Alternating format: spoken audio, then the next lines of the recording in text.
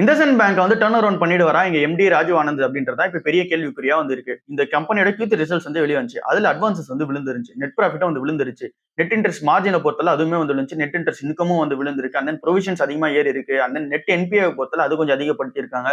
So எல்லா மெட்ரிக்ஸுமே இந்த கம்பெனிக்கு கொஞ்சம் நெகட்டிவா தான் வந்திருக்கு. சோ இது எல்லாமே இங்க சரிப்படுத்துற மாதிரி டர்ன் அரவுண்ட் பண்ணிட்டு வராங்க ராஜீவ் ஆனந்த் அப்படின்றதா இப்ப பெரிய கேள்வியா வந்து இருக்கு. இவரோட லீடர்ஷிப் அண்டர்ல இந்த பேங்க் எப்படி க்ரோ பண்ணி எடுத்துட்டு வர போறாரு. சோ இங்க வந்து அவரோட ஃபோக்கஸ் பார்த்தா இங்க மைக்ரோ ஃபைனான்ஸ் வந்து கொஞ்சம் எக்ஸ்பெஷன் வந்து கம்மி பண்ணிட்டு இங்க ரீட்டைல் அப்புறம் எஸ்எம்இ லோன்ஸ் வந்து கொடுக்கலாம், அப்புறம் கார்பரேட் லோன்ஸ் வந்து கொடுக்கலாம் அப்படின்ற மாதிரி நிறைய பிளான் இவர் சைடுல வந்து போயிட்டு இருக்கு. அண்ட் தென் புது ஆட்கள் எல்லாமே இங்க லீடர்ஷிப்ல உட்கார வைக்கிறது எல்லாமே இங்க ஸ்ட்ராங்கான ஆட்களை வந்து உட்கார வைக்கணும், நிறைய இங்க லீடர்ஷிப் சேஞ்சஸ் வந்து பண்ணணும் அப்படின்றது இங்க பிளான் பண்ணி வச்சிருக்காரு. சோ இவர் இங்க பிளான் பண்ணி வச்சிருக்க மாதிரியான அந்த டர்ன் அரவுண்ட் வந்து பண்ணிட்டு வரா அப்படின்றத மார்க்கெட்ல உள்ள எக்ஸ்பெக்டேஷன்ஸா இருக்கு. சோ இது எல்லாமே நம்ம வெயிட் பண்ணி பார்த்தா தான் தெரியும். சோ இப்போ நம்மளோட ஸ்டாண்ட் என்ன அப்படின்னா இங்க ஆர்டிகல்ல சொல்ற மாதிரி ஒரு டர்ன் அரவுண்ட் பண்ணிடுவாரா அப்படின்ற ஒரு கேள்வி வந்து இருக்கு. சோ டர்ன் அரவுண்ட் பண்ணிடுவாரு அப்படின்னு சொல்லிட்டு நம்ம இன்வெஸ்ட்மெண்ட் வந்து பண்ணிட்டு இருக்கோம். பிரைஸ் புக் வந்து இப்போ 1.1 வந்து இருக்கு.